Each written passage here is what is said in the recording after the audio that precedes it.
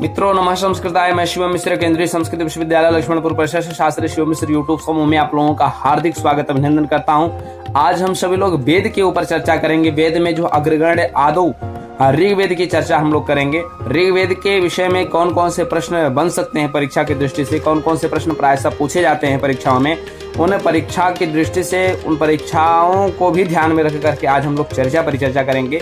आज का जो टॉपिक है ऋग्वेद, ऋग्वेद की भूमिका के बारे में हम आज जानेंगे। तो ऋग्वेद की संहिता के परिचय में पहले आता है कि ऋग शब्द की उत्पत्ति कैसे हुई।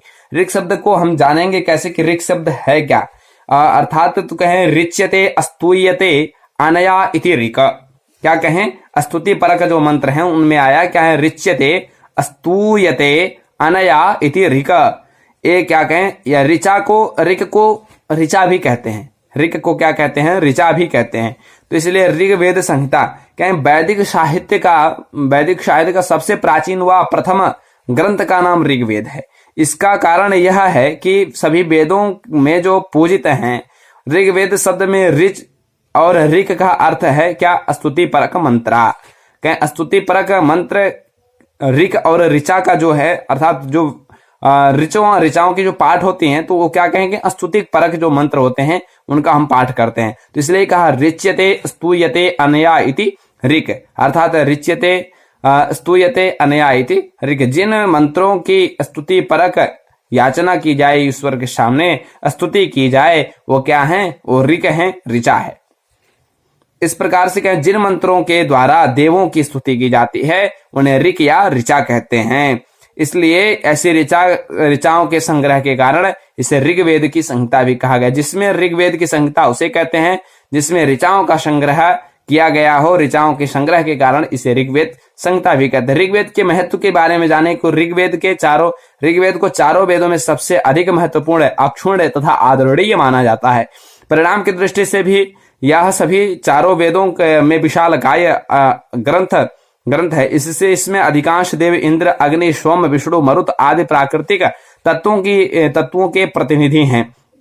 ऋग्वेद के आचार्य हैं आचार्य पैल, जो कि व्यास जी के शिष्य थे। ऋत्विक चारों वेदों के अनुसार यज्ञ में 4 ऋत्विज होते हैं। और पहला है होता, दूसरा अध्वर्यो, उद्गाता और ब्रह्मा। ब्रह्मा ऋग्वेद के ऋत्विक होता है, ऋग्वेद का ऋत्विक माना जाता है होता। अर्थात ये प्रश्न में पूछा जाता है ऋग्वेदस्य ऋत्विकः कः भवति, अर्थात ऋग्वेद का ऋत्विक कौन होता है, तो वहां पे ऑप्शन दे देगा 4, अध्वर्यु, उद्गाता, ब्रह्मा, होता। जब आपको पता रहेगा कि होता ऋग्वेद के ऋत्विक हैं तो होता पर ट्रिक करेंगे। इस प्रकार से जो प्रश्न बन सकते हैं उन प्रश्नों के लिए क्या कहें, ऋग्वेद का जो ऋत्विक है वह होता है। और ऋग्वेद के अपर नाम को भी देखा जाए तो दशतई कहते हैं और होत्रवेद कहते हैं। ऋग्वेद का अपर नाम, ऋग्वेदस्य अपर नाम किम, तो दशतई होत्रवेदः, ये जो है ऋग्वेद के अपर नाम है। ऋग्वेद के विभाजन की बात करें तो अष्टक क्रम और मंडल क्रम में विभाजन किया गया है। अष्टक क्रम में इसलिए किया गया है क्योंकि 8 अष्टकों की चर्चा करते हैं। 8 अष्टकों में 64 अध्याय और 2024 अर्थात 2024 20 और 24 नहीं 2024 वर्ग हैं। ये अष्टक क्रम में यदि चर्चा करते हैं, जब 2 बार विभाजन करते हैं तो ऋग्वेद के 2 पार्ट होते हैं, पहला अष्टक क्रम, दूसरा मंडल क्रम। अष्टक क्रम में 8 अष्टक हैं, 64 अध्याय हैं, 2024 वर्ग हैं। मंडल क्रम में 10 मंडल हैं, 85 अनुवाक हैं और 1028 सूक्त हैं। इस प्रकार से आप लोग परिचर्चा कर सकते हैं। ऋग्वेद का विभाजन करते हैं तो 2 प्रकार से होता है, अष्टक क्रम और मंडल क्रम में। फिर एक बार देखते हैं, अष्टक क्रम में 8 अष्टक होते हैं, 64 अध्याय हैं, 2024 वर्ग हैं। मंडल क्रम में देखें, मंडल क्रम में 10 मंडल हैं और 85 अनुवाक हैं, 1028 सूक्तों की चर्चा की गई है। इस प्रकार से ऋग्वेद, आयुर्वेद को ऋग्वेद का उपवेद भी कहा जाता है। ऋग्वेद की उत्पत्ति अग्नि से बताई गई है। ऋग्वेद वाक तत्व का संकलन है। ऋग्वेद वाक तत्वों का जो संकलन है। ऋग्वेद की विभाजन की यदि चर्चा करें तो जैसा कि मैंने पूर्व में भी बताया कि अष्टक क्रम और मंडल क्रम 2 प्रकार का विभाजन ऋग्वेद में किया गया है। ऋग्वेद की ऋचाओं को 2 प्रकार से विभाजन है, जो कि अष्टक क्रम और मंडल क्रम में है। प्रत्येक अष्टक में 8 अध्याय होते हैं, जैसा कि पूर्व में मैं बताया 8 अध्याय, और कुल मिलाकर के ऋग्वेद में कुल 8 अध्यायों, 8 अष्टक में 8 अध्याय होते हैं। इस प्रकार ऋग्वेद में कुल 8 अष्टक हैं, इसलिए 8 अठाए 64 अध्याय हो गए। प्रत्येक अध्याय में आवंतर विभागों के नाम को वर्ग कहा जाता है। जो वर्ग है, वर्गों में ऋचाओं की संख्या निश्चित नहीं है, किंतु लगभग 5 ऋचाओं का एक वर्ग होता है, ऐसा मान्य है। किंतु एक मंत्र से लेकर के 9 मंत्रों तक के भी वर्ग प्राप्त होते हैं। ऋग्वेद में समस्त वर्गों की संख्या 2024 है। मंडल क्रम के अनुसार संपूर्ण ऋग्वेद में 10 मंडलों में विभक्त है। मंडल क्रम में इसलिए इसको क्या कहें, 10 मंडलों के लिए 10 मंडलों में विभक्त, इसीलिए इसको दशतही के नाम से भी जानते हैं। और होता इसके यज्ञ करता है, इसलिए होत्र वेद भी कहते हैं। और प्रत्येक मंडल में अनुवाक, सूक्त और मंत्र हैं। ऋग्वेद के 10 मंडल में 85 अनुवाक हैं। ऋग्वेद के कुल सूक्तों की संख्या 1028, जिसमें बाल्यखिल सूक्त माने जाते हैं। 11 बाल्यखिल सूक्त माने जाते हैं। मंत्रों की संख्या 10,580 1/4 है। कई मंत्रों की संख्या 10,552 भी प्राप्त होता है, माना गया है। इस प्रकार से जो है प्रथम मंडल में 24 अनुवाक हैं, 191 सूक्त हैं, 2006 मंत्र हैं।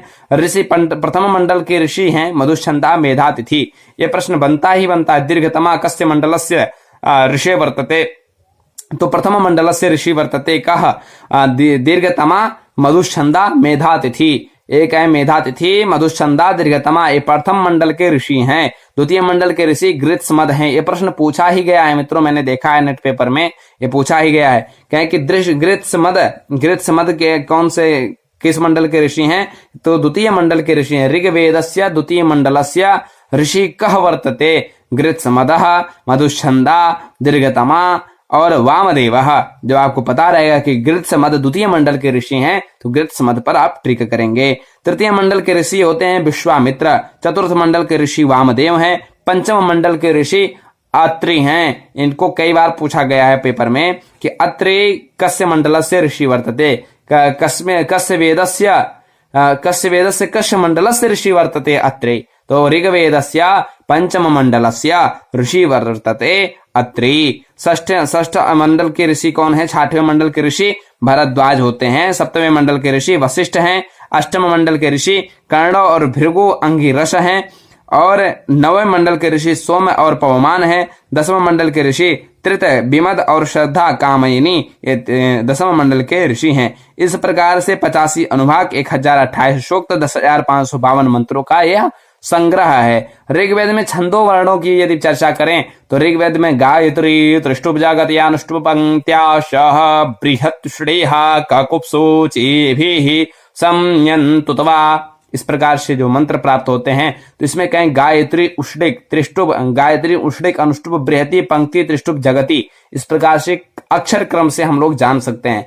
कहें गायत्री में छंदों विवेचन की यदि चर्चा करें तो गायत्री में जो 24 वर्णों का यह छंद गायत्री छंद है, और 4 वर्ण को जोड़ते जाएंगे तो कहें गायत्री में 24 वर्ण हो गए, उष्णिक में 28 वर्ण हो गए, अनुष्टुप में 32 वर्ण होंगे, बृहति में 36 हो गए, पंक्ति में 40 हो गए, त्रिष्टुप में 44 हो गए और जगति में 48 हो गए। एक छंदों से भी एक प्रश्न जरूर पूछता है, कहें गायत्री में कितने वर्ण हुए? 24 वर्ण हुए। अब इसी प्रकार से जब आपको याद होगा गायत्री, उष्णिक, अनुष्टुप, बृहति, पंक्ति, त्रिष्टुप, जगति, गायत्री, उष्णिक, अनुष्टुप, बृहति, पंक्ति, त्रिष्टुप, जगति। इस प्रकार से जब छंदों का क्रम देखेंगे तो 24 एक को याद कर लेंगे और एक क्रम याद करेंगे छंदों का। मित्रों छंदों का क्रम जब आपको याद होगा तो 4 इसमें मल्टीटेप करते जाएंगे, जोड़ते जाएंगे, तो अपने आप अक्षरों की संख्या निकल आएगी। जैसे गायत्री में 24 हो गए तो उष्णिक में 28 हो गए, अनुष्टुप में 32 हो गए, बृहति में 36 हो गए और पंक्ति में 40 हो गए, त्रिष्टुप में 44 हो गए और जगति में कितने हो गए? 48 हो गए। इस प्रकार से जो है छंदों का विवेचन ऋग्वेद में आप देख सकते हैं। और ये पूछता है। पतंजलि के अनुसार ऋग्वेद की शाखाओं की यदि चर्चा करें तो पतंजलि के अनुसार कहा गया है 21 बाहवृच्यम, अर्थात महाभाष्य में ऋग्वेद की 21 शाखाओं का उल्लेख है।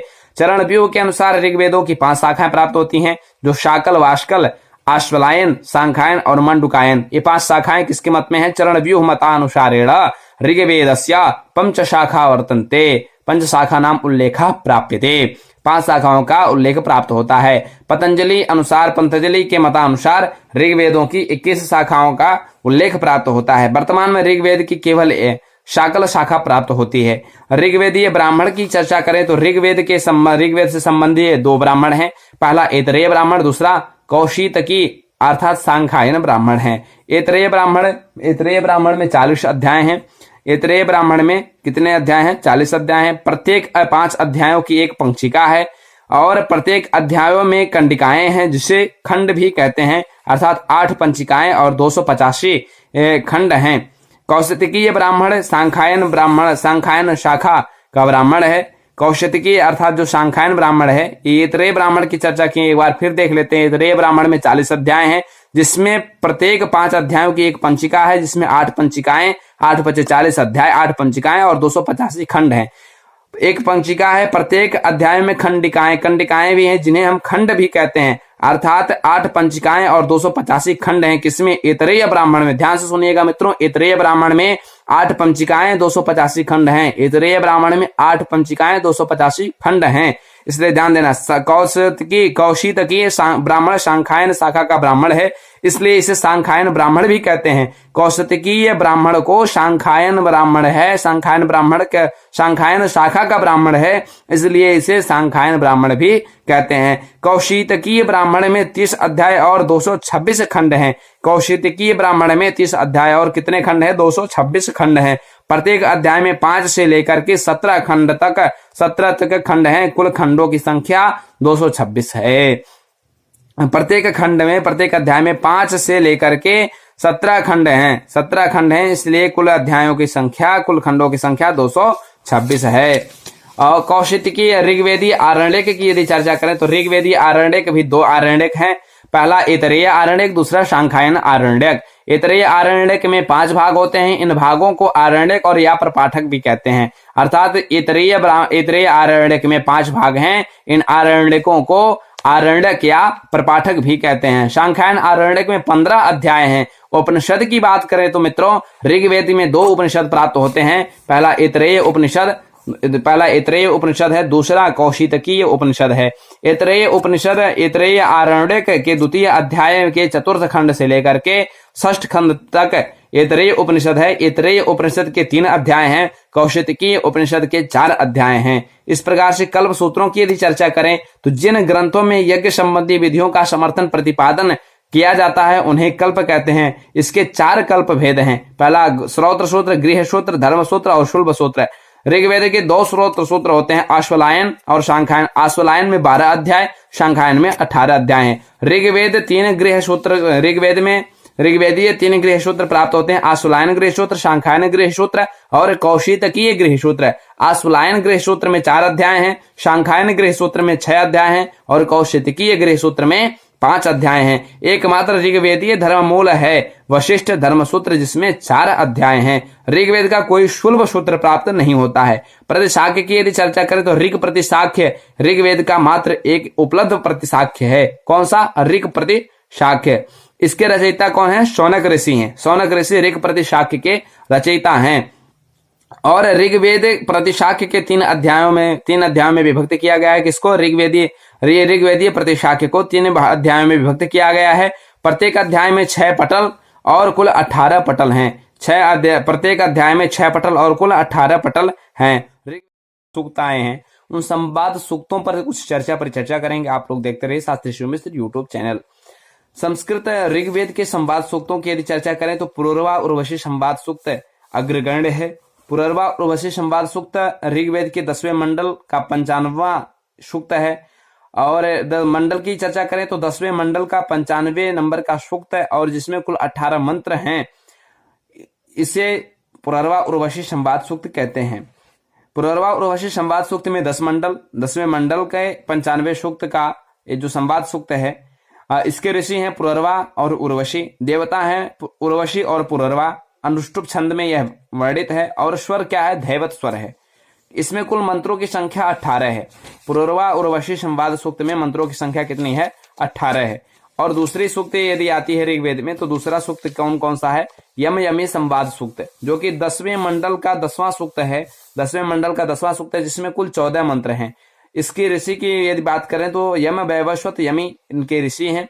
देवता भी यम वैवस्वत और यमी वैवस्वती इनके देवता हैं। और त्रिष्टुप छंद में ये विदित हैं, त्रिष्टुप छंद में ये वर्णित हैं। तीसरा सूक्त आता है शर्मा पाणी संवाद सूक्त।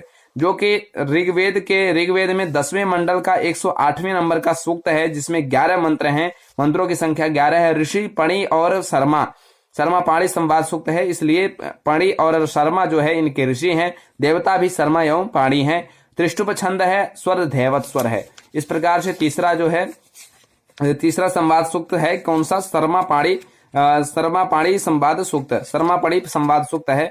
और चौथा सूक्त आता है, चौथे सूक्त को देखें यदि तो विश्वामित्र नदी संवाद सूक्त ऋग्वेद के 3 मंडल का 33वां नंबर का सूक्त है, जिसमें कुल 13 मंत्र हैं। इसके ऋषि हैं विश्वामित्र। नदी देवता हैं नदियां विपाट, सुतुद्री इनके देवता हैं। पंक्ति है त्रिष्टुप छंद है, पंक्ति और त्रिष्टुप इनके जो है छंद हैं। ये चौथा विश्वामित्र संवाद सूक्त है, विश्वामित्र नदी संवाद सूक्त है। इस प्रकार से 4 सूक्तों की जो है चर्चा की गई है। 4 सूक्त विशेषतया प्रमुख हैं, और ऋग्वेद में संवाद सूक्तों में देखा जाए तो 4 सूक्तों की प्रधानता है। 4 सूक्तों से प्रायशः प्रश्न पूछे जाते हैं, और प्रायशः यह प्रयास करना चाहिए कि क्रम से, जैसे पुरोरवा और उर्वशी संवाद सूक्त में 18 मंत्र हैं। 18 मंत्र का यदि आप पारायण करेंगे तो 18 मंत्र आपको कंठीकरण भी करने में भी आसानी होगी, आप कंठ से कर सकते हैं। तो इसमें कहीं से भी जैसे मंत्र पूछ रहा है कि मेता वाचा क्रीडवा तवाहम, इस प्रकार से दे देगा अयम पंक्ति इमा पंक्ति कया संबंधिता वर्तते, यह पंक्ति किससे संबंधित है, इस प्रकार से भी प्रश्न बन सकते हैं। और तया तस्य च समसूयन पाक शासन, इस प्रकार से भी बन जाएगा कि मैं और पुरर्वा पुनस्तम परे ही दुरापना वात इवाहम अश्मि। इस प्रकार से जो इस सूक्तियों से जो प्रश्न आते हैं उनके भी आप जो है उनको देख सकते हैं, और बीच बीच से संवाद सूक्तों में भी पूछ सकता है। जैसे सा वसु दधति स्वसुराय वय उषो केन संबद्ध वर्तते, केन संवादेन संबद्ध वर्तते। तो अगर पता रहेगा तो पुरोरवा उर्वशी मुक्त सूक्तेन संबद्ध वर्तते। तो इस प्रकार से जो सूक्तों के मध्य से जो प्रश्न पूछे जाते हैं उन प्रश्नों का हम लोग उत्तर आसानी से दे सकते हैं। तो 4 जो ये सूक्त हैं ऋग्वेदीय 4 सूक्त हैं, ये बहुत ही इंपॉर्टेंट है। इनको अवश्य पढ़ लेना चाहिए, अवश्य ध्यान से देख लेना चाहिए। और इस प्रकार से संवाद सूक्तों के विषय में आप लोगों ने जाना।